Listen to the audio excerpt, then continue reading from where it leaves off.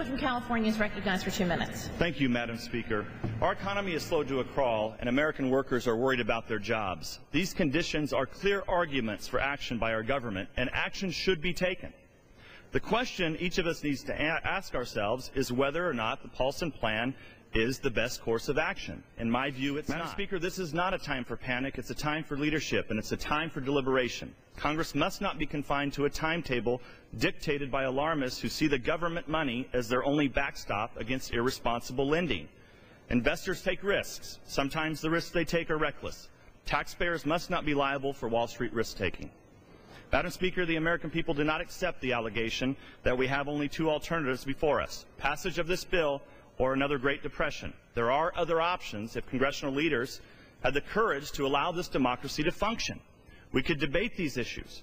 We need to make certain that our nation's lending institutions are the strongest in the world, and that our constituents have confidence that they have a safe place to put their money. One way to accomplish this is to let the Fed purchase preferred shares with warrants. This would infuse capital into the market, freeing up banks to make loans and extend credit.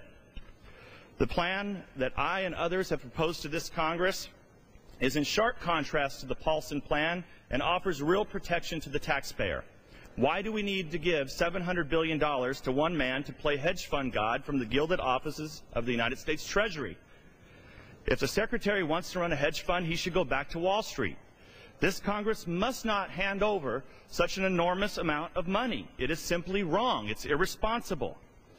Listen to all the pundits, all the financial wizards, the holier-than-thou capitalists from our nation's leading institutions. They sound like they belong to the Soviet Politburo. When the markets are riding high, they want us to leave them alone. When the markets crash, they want us to nationalize their debt. Gentleman's time Madam Speaker, I urge my colleagues to vote no. However, if this bill passes, it is my hope that the administration will focus first on shoring up our nation's lending institutions. Gentleman's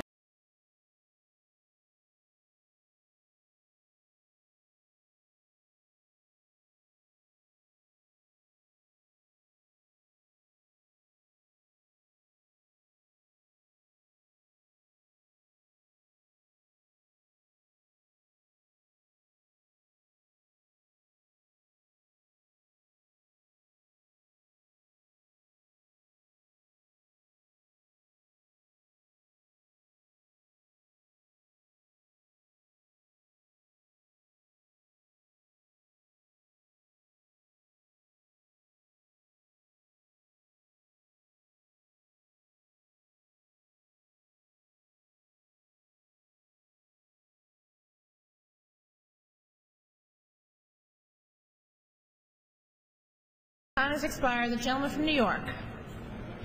Now, this time I'd like to yield